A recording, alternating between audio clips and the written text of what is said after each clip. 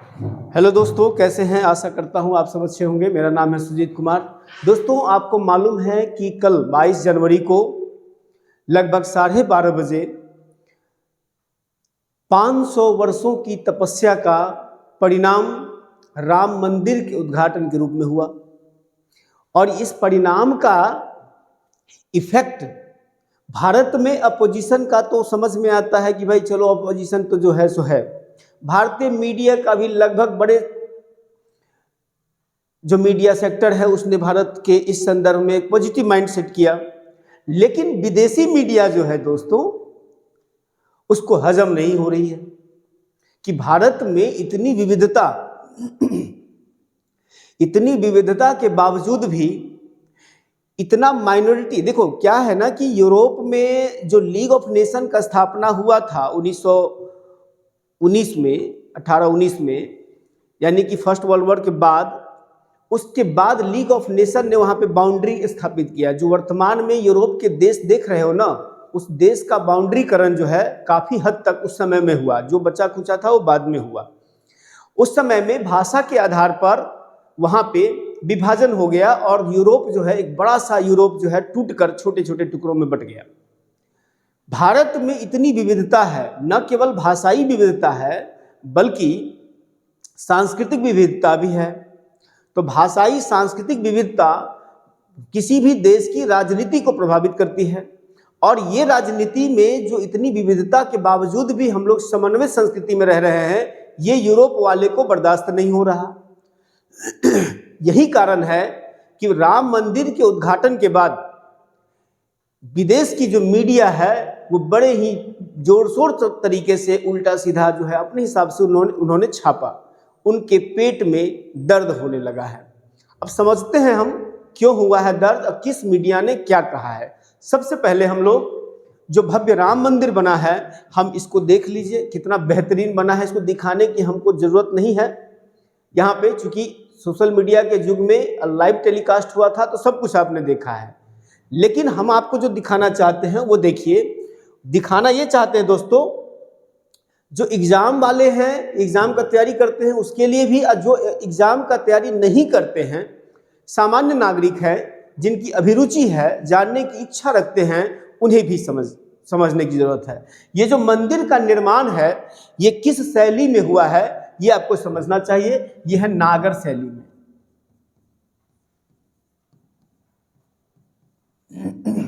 दोस्तों, आपको मालूम होगा कि भारत में मंदिर निर्माण की 3 शैलियां हैं। मुख्यतः कितनी शैली है? 3 शैली हैं। कौन कौन सा है? एक है नागर, एक है वेसर और एक है द्रविड़।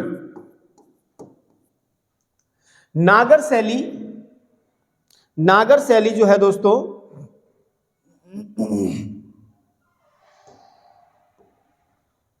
नागर शैली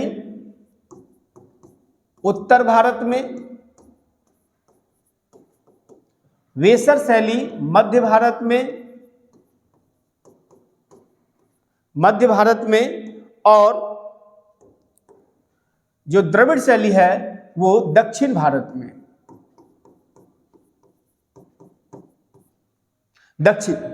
में।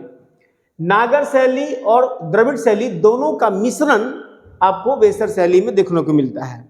तो मैं इसमें आपको ये नहीं दिखाना चाह रहा था मंदिर, बल्कि ये दिखाना चाहता था कि मंदिर का जो निर्माण है वो है आपको नागर शैली में निर्मित है। मैं इस पे एक दिन वीडियो आपको बनाऊंगा, नागर शैली, वेसर शैली या द्रविड़ शैली, इन तीनों में क्या विशेषता है ना, और क्या डिफरेंस है, क्या है द्रविड़ शैली और क्या है नागर शैली, इसके बारे में हम लोग एक दिन चर्चा करेंगे दोस्तों। खैर, हम लोग आज के डेट में सबसे पहले चलते हैं जो प्रभु राम लला विराजमान थे, उनका एक कितना मनमोहक, और आपको मालूम है कि शालिग्राम पत्थर से बनाए गए हैं। और इन पत्थरों का जो मिलना है, यानी ये जो पत्थर है, जिस पत्थर से राम जी की मूर्ति बनी है, लला की मूर्ति बनी है, ये सामान्यतः हर जगह नहीं मिलते। इसको नेपाल से स्पेशली मंगाया गया है। खैर, हम ये जानते हैं कि अयोध्या के इस राम मंदिर के संदर्भ में विभिन्न समाचार पत्रों ने क्या क्या कहा है ना। देखिए, ये द न्यूयॉर्क टाइम है। कौन है? The New York times. The New York times America की प्रसिद्ध अखबार है। इसने जो कहा है उसको देखिए आप, बहुत ही अपोज किया है और इसने कहा है कि हिंदू राष्ट्रवादियों में, है ना, विजय का यह क्षण है। जिनकी राजनीति में कोई दिलचस्पी नहीं है उनके लिए भी ये प्रश्न का मौका है, लेकिन 20 करोड़ मुसलमानों के लिए, देखिए यहाँ पर बहुत बड़ा कंट्राडिक्शन पैदा होता है। वो लोग हमारे समाज में किस प्रकार का विरोध उत्पन्न करना चाहते हैं। 20 करोड़ मुसलमानों के लिए यह मंदिर हताशा और विस्थापन का विषय है। बाबरी की चर्चा करते हुए उसने कहा अपने आर्टिकल में कि बाबरी मस्जिद का जो विध्वंस 90 के आसपास में हुआ है, ये मुसलमानों के मन में एक डर पैदा किया है। ये हमारा नहीं कह रहे हैं, ये जो कहना है टाइम्स, ये कहना है किसका, देखिए द न्यूयॉर्क टाइम्स का। भैया तुम भारत की संस्कृति के बारे में, भारत के लोगों के बारे में, भारत के विचारधारा के बारे में जब तक तुम जमीनी स्तर पर चर्चा नहीं कर रहे हो, जमीनी स्तर पर तुमको जानकारी नहीं है, तब तक तुम इस प्रकार का वर्डिक्ट किस हिसाब से दे सकते हो। भारत की जो संस्कृति है वो संस्कृति में प्राचीनतम संस्कृति है। भारतीय संस्कृति की विशेषता है कि जो हम अनेकता में है, यानी कि हमारी अपनी अपनी भाषा है, अपनी अपनी रहन सहन है, अपना अपना पूजा पद्धति है।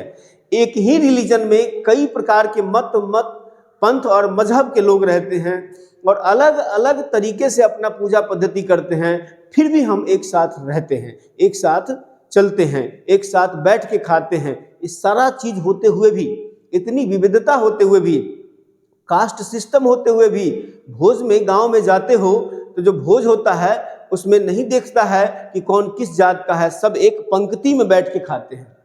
ये हमारे देश की विशेषता है और ये जो विशेषता है ये यूरोप वाले जो विदेशी पत्रकार हैं उनको पच नहीं रही है।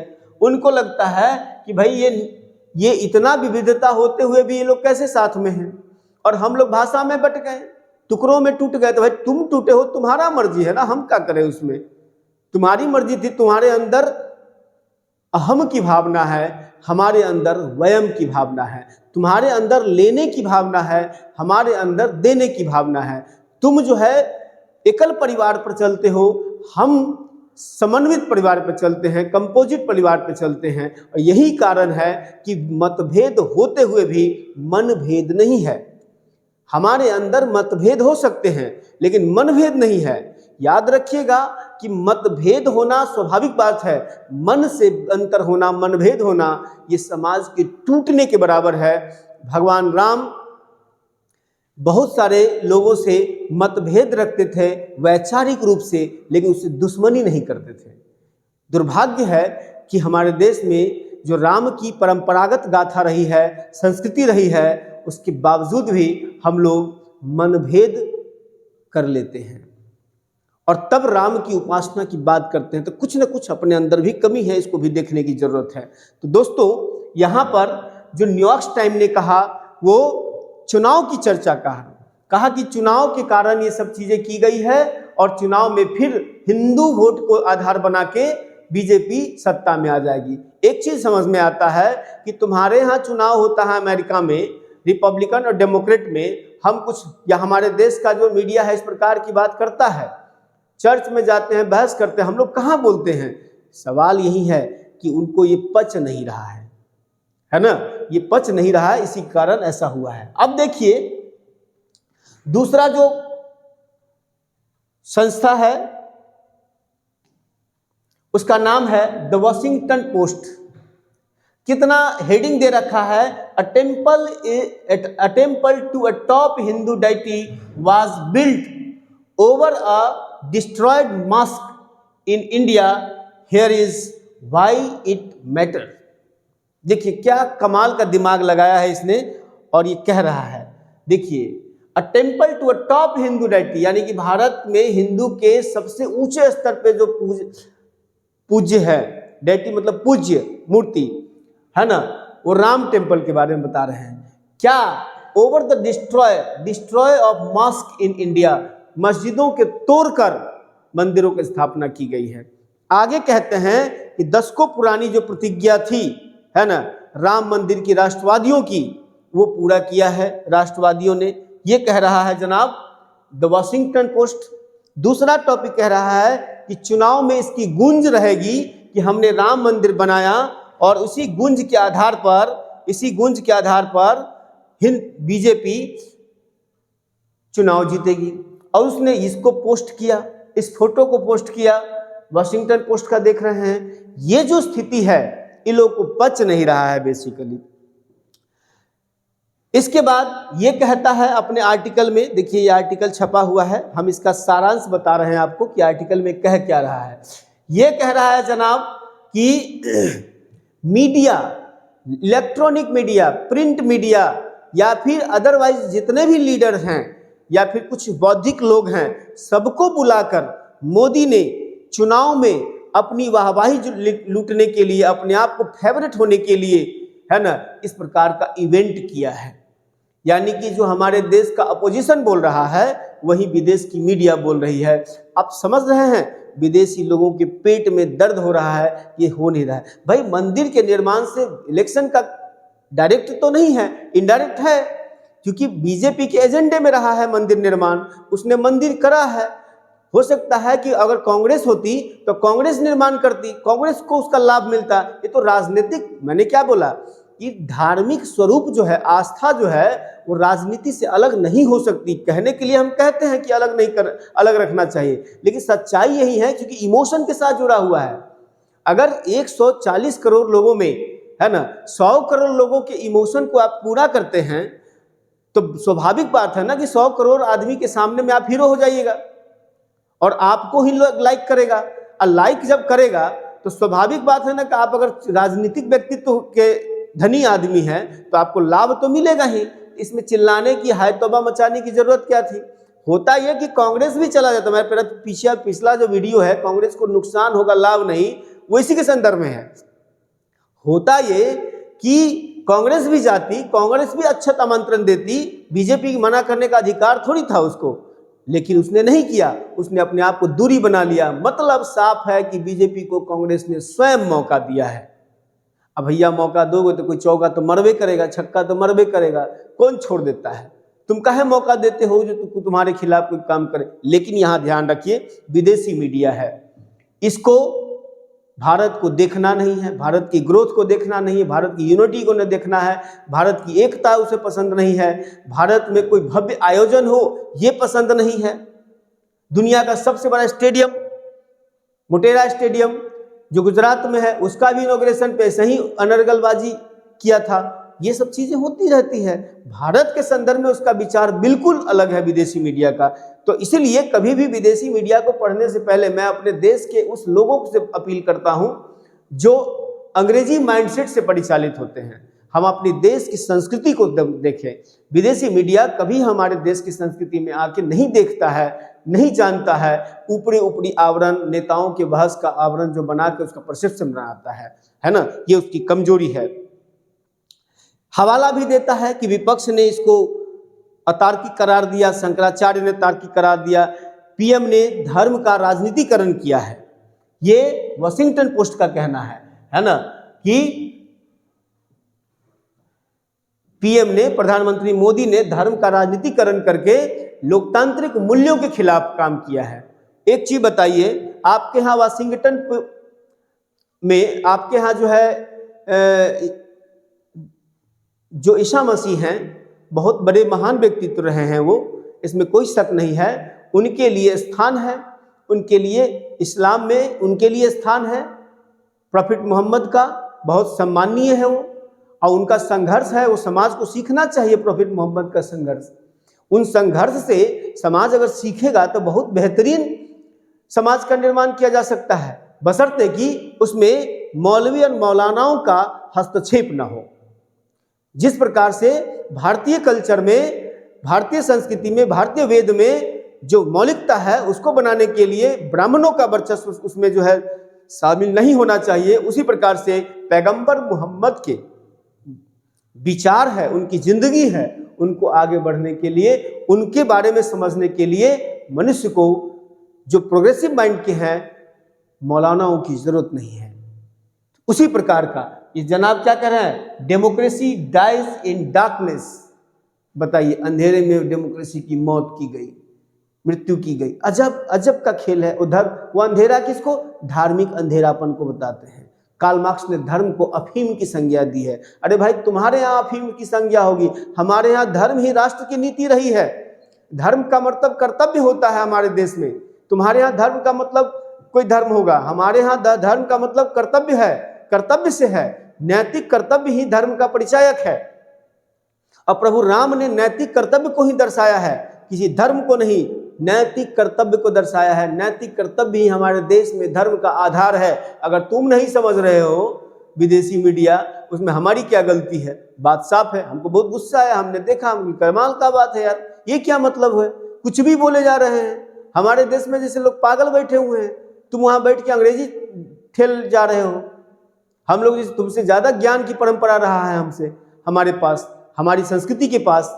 हमको मालूम है ना, हमारे समाज में इतना तुम बहुत काबिल थे, काहे टूट गए? हम लोग तो अभी बचे हुए हैं ना, क्योंकि हम एक दूसरे का सम्मान करते हैं। इसलिए दोस्तों, इसके बाद जो टाइम्स है, टाइम्स ने क्या कहा है, देखिए, वीडियो को देखिए पहले, ये वीडियो को लाइक शेयर करते हुए टाइम्स ने क्या कहा है।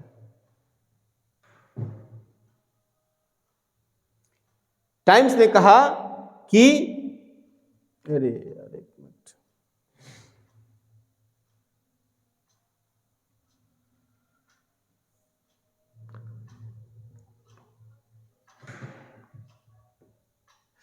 India's Ayodhya temple is a huge monument to Hindu supremacy.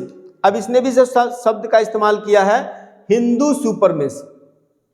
अब हिंदू सुपरमेसी में इसने कहा कि जो राष्ट्रवाद की, वही चीज बता रहा है इसने भी, कि राष्ट्रवाद का जो एजेंडा था राष्ट्रवादियों का, राम मंदिर को फॉर्मेशन का, ये उनका सपना पूरा हुआ और इससे सबसे ज्यादा लाभ अयोध्या को होगा। देखिए, टाइम्स का ये आर्टिकल है, अयोध्या को होगा, ये कह रहे हैं जनाब। ठीक है भाई, अयोध्या को होगा, तुमको पेट में काहे दर्द हो रहा है? सवाल यही है कि तुमको पेट में दर्द काहे हो रहा है? एक 39 सेकंड का वीडियो है, हम दिखाते हैं कितना बेहतरीन वीडियो बनाया गया है ना। इसको देखिए आप लोग।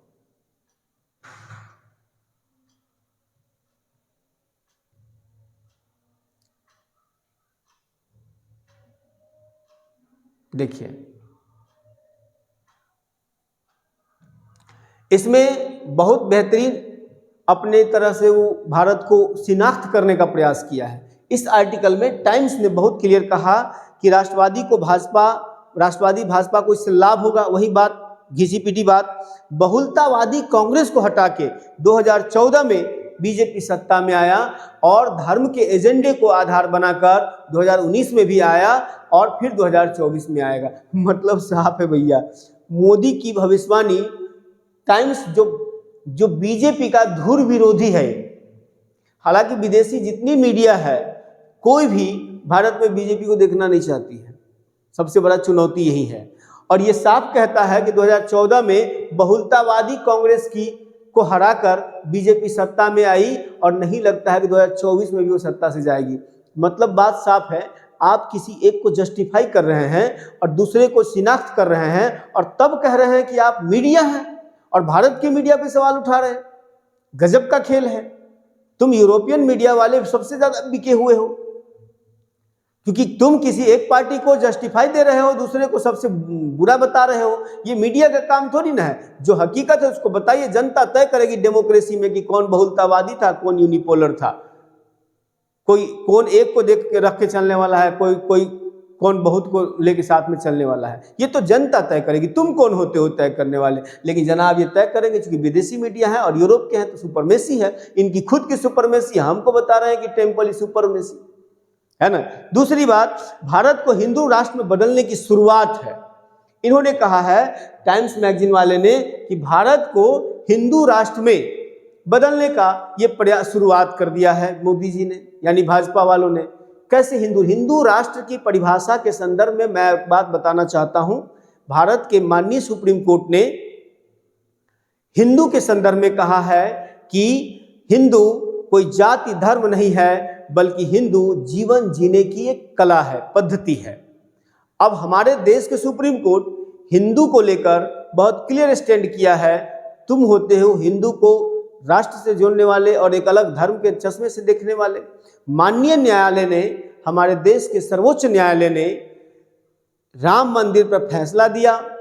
उस फैसला के बाद सरकार को यह आदेश दिया कि ट्रस्ट का निर्माण होना चाहिए जो निष्पक्षता हो, किसी भी धार्मिक व्यवस्था को ठेस न पहुंचे। इसके लिए भारत सरकार ने ट्रस्ट का निर्माण किया, वहां पर मंदिर का निर्माण हुआ और उसका ओपनिंग जो 22 तारीख को हुआ। ये सारी व्यवस्थाएं चली है सुप्रीम कोर्ट के गाइडलाइन में।